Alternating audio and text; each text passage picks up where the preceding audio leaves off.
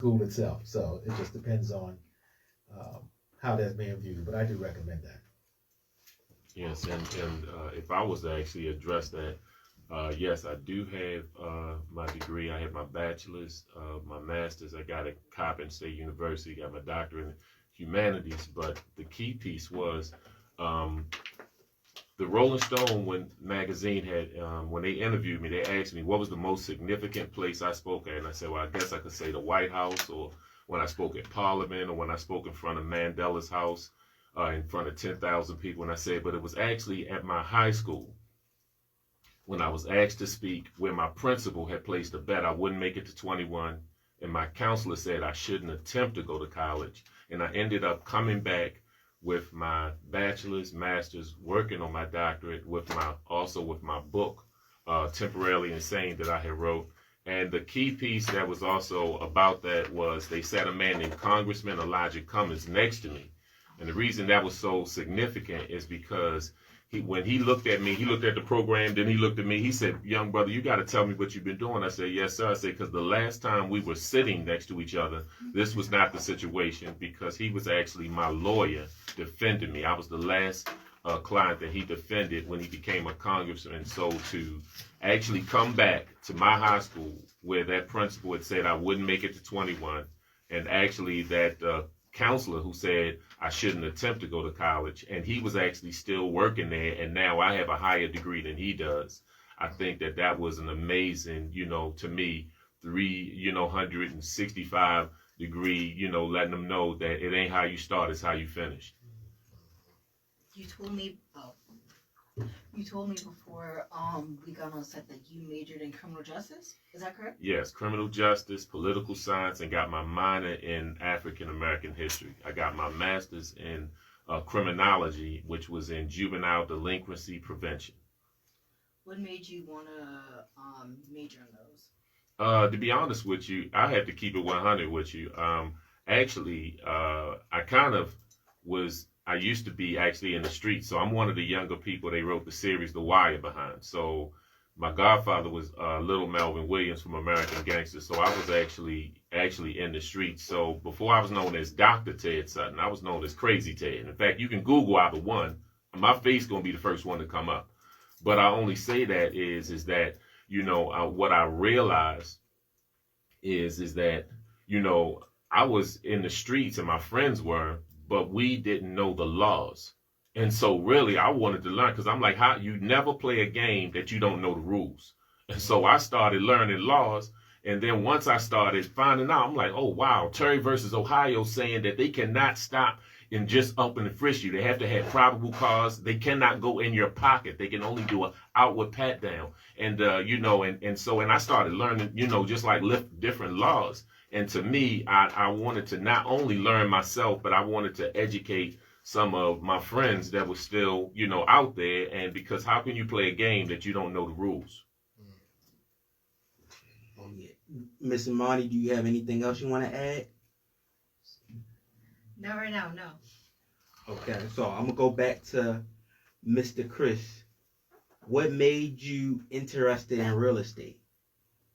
Well, I'm going to give you another version of what made me interested in real estate. I sort of said early on that it's just the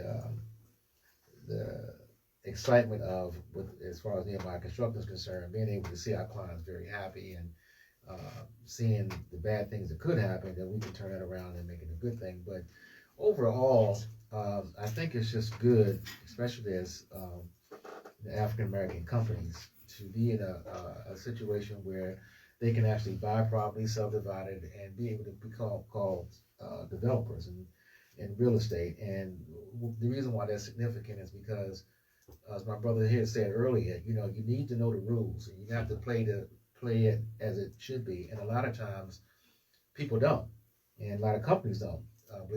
Small companies are not able to understand, which puts us sometimes in a position where the effort really went in a positive way, but it didn't come out so positive.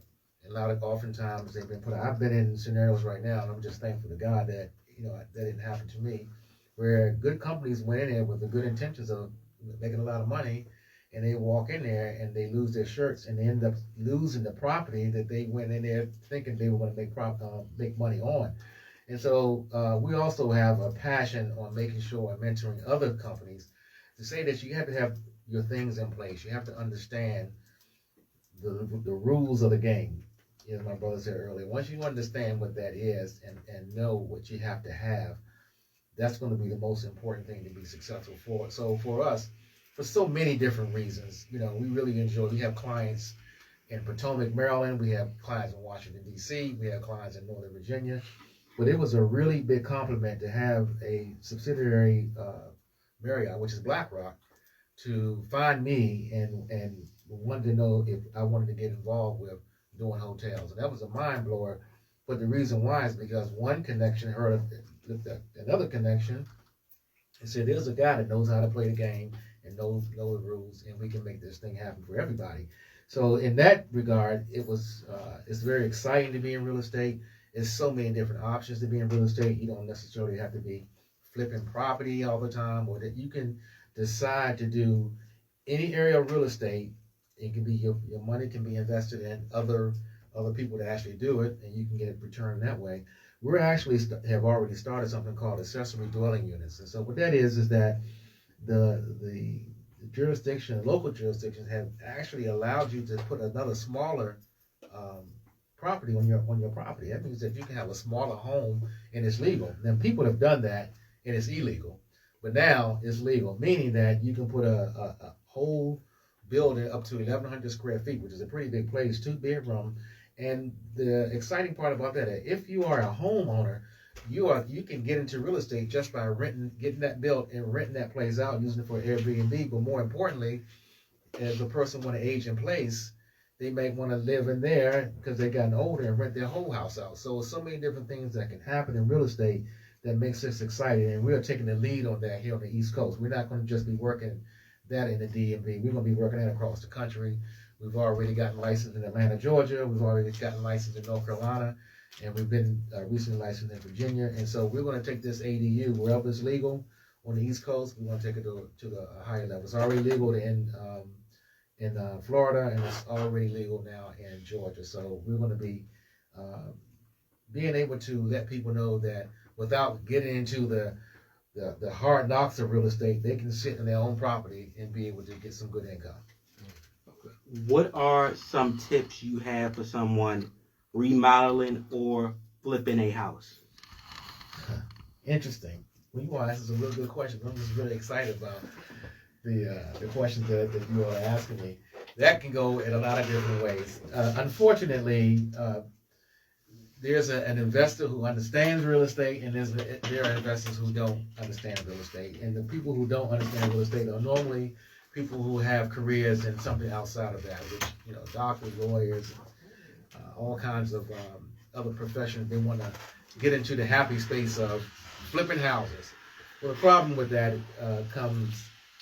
is that they're trying to hopefully they can retain some kind of equity in the house where they can sell the house and generate some money. But the interesting thing about that is that if they get with an unlicensed contractor, they get with somebody that says that we're going to be able to do this for you for $10,000. And the investor says, okay, $10,000. I think I can have this house sold in about 4 months if the guy says what he's going to do, and I'm going to get it for $10,000, and he gives the guy $5,000 as a deposit.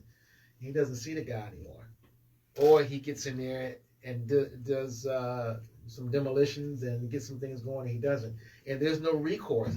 And the interesting thing about that, a lot of investors do something, say we're going to borrow from a hard money. And that's what it's called, hard money, for a reason. That means that if you don't do that deal in that time span they gave you, 4 months, 5 months, whatever interest rate you were paying is going to double. And they're going to ask for a lot of money. And that's a bad scenario when you are a person that's going to flip houses. So again, you need to know the game. You need to know the rules of the game to make sure you don't get stuck in that.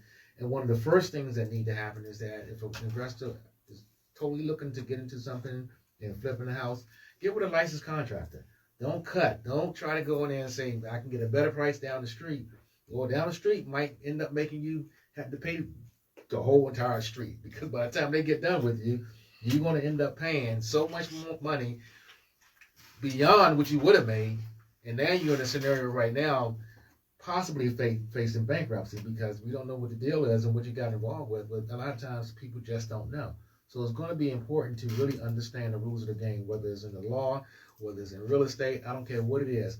Be passionate enough to say, I need to do my research, and I really want to be able to get this done in a way where it's going to benefit me and not to a point where people can, vultures can just attack me. Are there any grants you would recommend for someone looking to get into your industry? I can't recommend grants because I just don't know that industry, but I'm sure, again, with the technology where we are right now and dealing with so many different things online, I know that there are a lot of organizations and groups that offer grants. I hear about it all the time. I'm personally just not one who can actually tell you exactly what to do. But if there is one that's out there with entrepreneurship or anything in real estate, I would definitely advise to look into it. Okay, I think I'm going to pass the floor back to Ms. Taylor.